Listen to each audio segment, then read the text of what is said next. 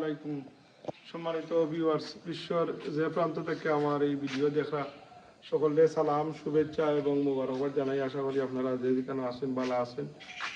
আর আজকে আপনারা অনেক কিছু দেখাইমু, লোকে থাকবা।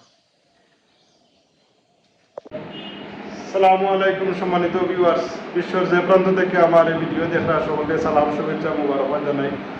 আমার সাথে বর্তমানে আছেন আমরা মৌলভীবাজারের মানবতার ফেরিওয়ালা, মানবতার ডাক্তার, এক নামে সঙ্গে ছিলেন ডক্টর এহিয়া সাহেব। আপনি কত বছর ধরে এই জনসভা দিয়ে দাঁড়ান? 35 years. আপনারা তো আপনার প্রতি তো মানে আপনার যে সাধারণ রোগীও হল খুবই তারা প্লিজ, আপনার তারা অ্যাপ্রিসিয়েট আপনার যে সার্ভিসে। আর এই যে সার্ভিস আপনি এটাতে তো আপনার পেশা প্রফেশন হিসাবে আপনার সেবা হিসাবে দিয়েছিলেন অবশ্যই। তো আপনার এই যে সার্ভিস আমরা আরো ভালো সার্ভিস কামনা করি। আর আপনার লাগে আমরা প্রাণ পূজা দোয়া করি আপনি জনসভা পূজা দিতা মানুষের হৃদয়ে আপনি যে স্থান তখন পূজা রাখছেন এটা অটুট থাকতো। আপনার আরো উজ্জ্বল ভবিষ্যৎ আমরা কামনা করি। আর আপনি আমরা প্রবাস থেকে যারাই আমরা ব্রিটেন, মধ্যপ্রাচ্য, আমেরিকা থেকে যারাই আমরা ডক্টর ইতিহাস ছিলেন তারা সকলের প্রতি আপনি উচ্চ পরিমাণে দর্শকের উদ্দেশ্যে। আলহামদুলিল্লাহ, প্রথমেই শুক্রিয়া আল্লাহ তাআলার প্রতি।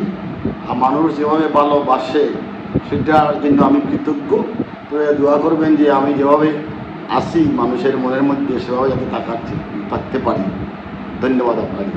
সম্মানিত ভিউয়ার্স, তো আপনারা মহাজননী মঞ্জিল ইউটিউব চ্যানেল থেকে আপনারা দেখলা আমরা মৌলভীবাজারের গর্ব ডক্টর ইহিয়া সাহেবের সংক্ষিপ্ত একটা সাক্ষাৎকার। খুবই একজন ফ্রেন্ডলি মানুষ, আমি তাই অনেক নাম শুনছি। আর আমি দেশও আইছি, তো আইয়া কই যে আমার বন্ধার লোকে আমি মুলাকাত করি। তো খুবই আন্তরিক এবং খুবই ভালো ফ্রেন্ডলি মানুষ। তো আপনারা দোয়া করবা তাই লাগি, তাই নানাভাবে বড় পরিসরে সেবা দিয়া থাকতে পারেন মানুষ। এর লাগে এটাও একটা শ্রদ্ধায় দাঁড়িয়ে যে মানুষের ভালোবাসা হওয়াটা এটা একটা বড় ভালো। তো আপনারা দোয়া দিয়ে রাখবা আর আপনারা ভালো থাকবা। আর কিপ ওয়াচিং মা জননী মঞ্জিল ইউটিউব চ্যানেল। আসসালামু আলাইকুম।